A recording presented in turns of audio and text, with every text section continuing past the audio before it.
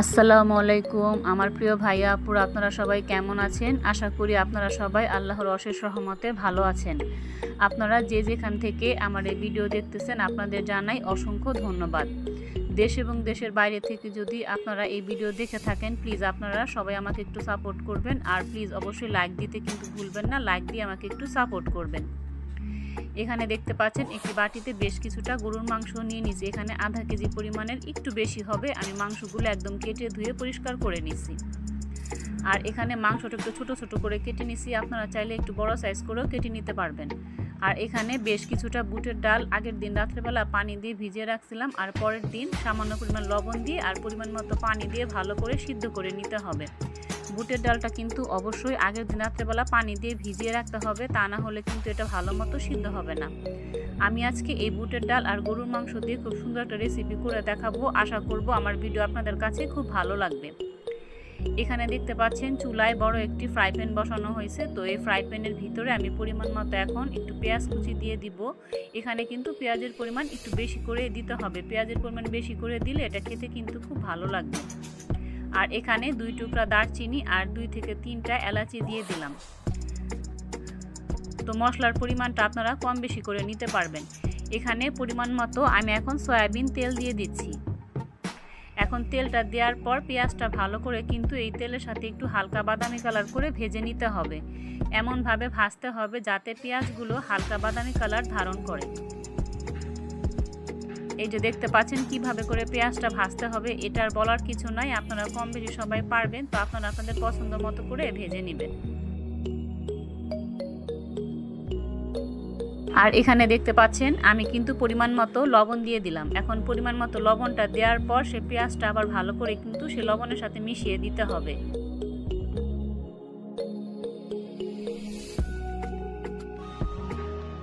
পেঁয়াজটা হালকা বাদামি কালার করে ভেজে নেওয়ার পর এখানে 1 থেকে 1.5 চামচ পরিমাণ আদা রসুন বাটা আমি দিয়ে দিব। তো আদা রসুনের পরিমাণটা আপনারা কম বেশি করে নিতে পারবেন। তো এখানে আদার পরিমাণটা একটু কম দিয়ে আমি একটু রসুন বেশি করে দিয়ে দিলাম। তো এখানে আদা রসুন বাটা দেওয়ার পর এখানে পরিমাণ মতো হলুদের গুঁড়া, মরিচের গুঁড়া আর ধনিয়ার গুঁড়া দিয়ে দিব। এখানে আমি একটু ঝালটা বেশি করে দিব, এই জন্য মরিচের পরিমাণ একটু বেশি করে দিচ্ছি। মাংসের ভিতরে একটু ঝাল ঝাল না হলে খেতে কিন্তু ভালো লাগে না, অবশ্যই একটু ঝাল দিলে খেতে খুব ভালো লাগে। এখানে আমি পরিমাণ মতো মরিচের গুঁড়া দিয়ে দিলাম, এখন হলুদের গুঁড়া দিচ্ছি আর এখন ধনিয়ার গুঁড়া দিয়ে দিব। মশলা কতটুকু করে দিচ্ছি সেটা কিন্তু আমি আপনাদের দেখাই দিতেছি, আপনারা দেখে একটু বুঝে নেবেন। এখন সবগুলো মশলা কিন্তু দেওয়া হয়ে গেছে। এখন মশলাগুলো ভালো করে সে পেঁয়াজ আর তেলের সাথে একটু মিশিয়ে দিতে হবে। এটা ভালো করে মিশিয়ে একটু ভাজা ভাজা করে নিতে হবে।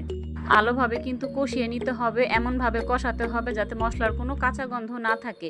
দেখেন একটু তেলের ভিতরে ভালো করে কষানোর পর আমি কিন্তু এখন পরিমাণ মতো পানি দিয়ে দিলাম। এখন পানিটা দেওয়ার পর এই মশলাগুলো খুব ভালোভাবে কিন্তু কষিয়ে নিতে হবে।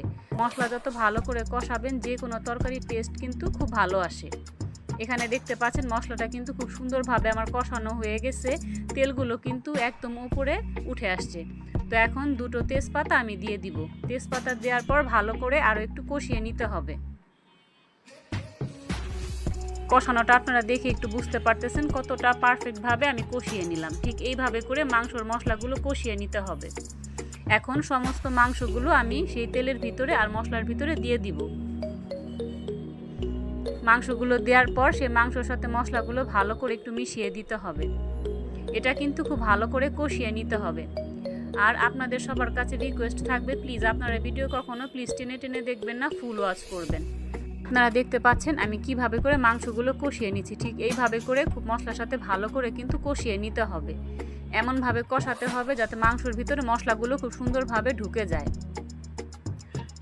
আরেকটা কথা আপনাদের সাথে শেয়ার না করে পারতেছি না, অনেক আপুরা ভাইয়ারা করে কি ভিডিও না দেখেই কিন্তু কমেন্ট করে। আপনারা কিন্তু এই কাজটা কখনোই করবেন না। আপনারা ভিডিও ফুল ওয়াচ করে তারপর একটা গঠনমূলক কমেন্ট করে আসবেন। মাংসগুলো কিন্তু ভালো করে আমি কষিয়ে নিচ্ছি। এখন ভালো করে কষানোর পর এটা ঢাকনা দিয়ে আমি ঢেকে দিব যাতে মাংসটা খুব সুন্দরভাবে সিদ্ধ হয়ে যায়।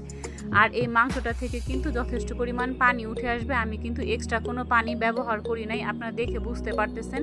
এই যে ঢাকনাটা আমি সরিয়ে দিলাম, মাংস থেকে কিন্তু বেশ খানিকটা পানি কিন্তু উঠে গেছে। এই পানিতেই কিন্তু মাংসটা আমার সুন্দরভাবে সিদ্ধ হয়ে যাবে। এটা ভালো করে আমি নাড়াচাড়া দিচ্ছি যাতে মশলাগুলো মাংসের সাথে খুব সুন্দরভাবে মিশে যায়।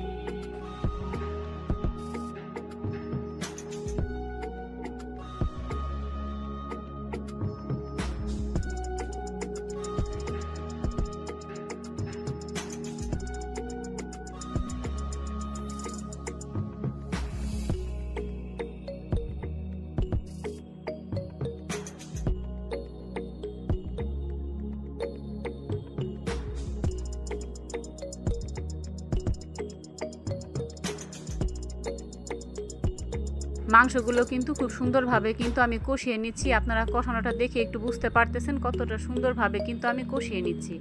আর এখানে বেশ কিছুটা আলু আমি একদম কেটে ধুয়ে পরিষ্কার করে নিচ্ছি। আপনারা চাইলে আলুটা স্কিপ করতে পারেন, কিন্তু আমি মাংসের ভিতরে আলু না দিলে আমার ভালো লাগে না। আমরা সবাই আলু খেতে পছন্দ করি, তাই বেশ কিছুটা আলু একদম কেটে ধুয়ে পরিষ্কার করে আমি মাংসের ভিতরে দিয়ে দিলাম। এখন এই আলুগুলো দিয়ে মাংসটা খুব সুন্দরভাবে কষিয়ে নিতে হবে এবং আলুগুলো মাংসের সাথে ভালো করে দিয়ে একটু নাড়াচাড়া দিয়ে মিশিয়ে দিচ্ছি।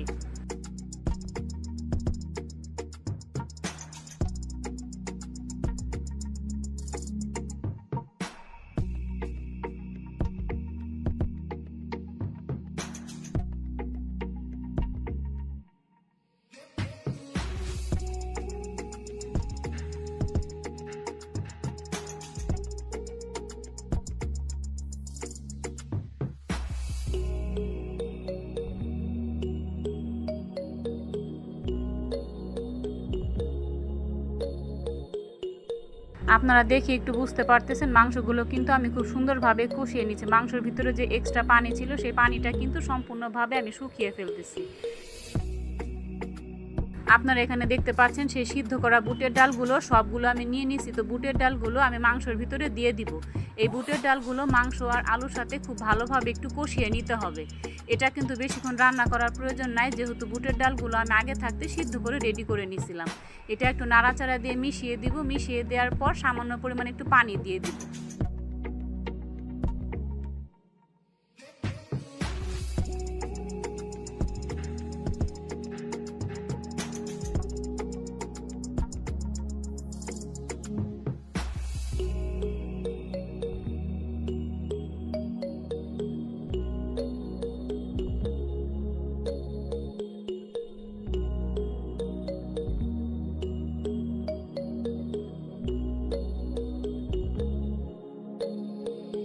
আপনারা দেখতে পাচ্ছেন বুটের ডাল আর মাংসগুলো খুব সুন্দরভাবে কষিয়ে নেওয়ার পর এখন পরিমাণ মতো কিন্তু আমি একটু পানি দিয়ে দিচ্ছি।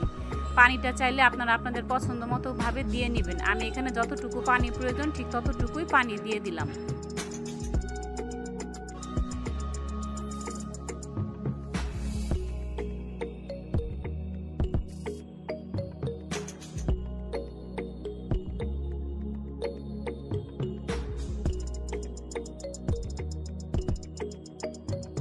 আপনারা দেখতে পাচ্ছেন মাংসের ভিতরে পরিমাণ মতো কিন্তু আমি পানি দিয়ে দিচ্ছি। তো পানিটা দেওয়ার পর সমস্ত উপকরণগুলো ভালো করে কিন্তু আমি একটু মিশিয়ে দিচ্ছি।